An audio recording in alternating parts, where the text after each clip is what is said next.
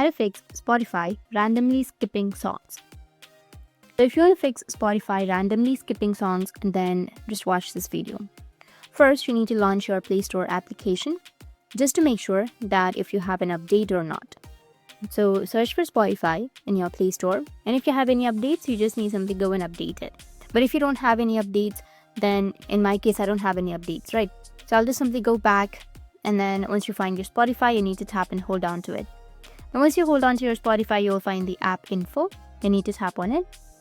Once you tap on the app info, you need to scroll down, go with storage and cache, which is right here. Tap on it, and then go with clear cache on the right side.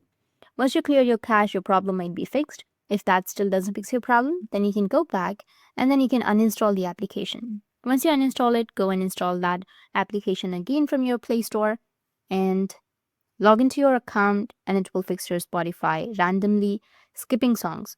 That's it. And if you have any questions, feel free to comment below. Thanks for watching.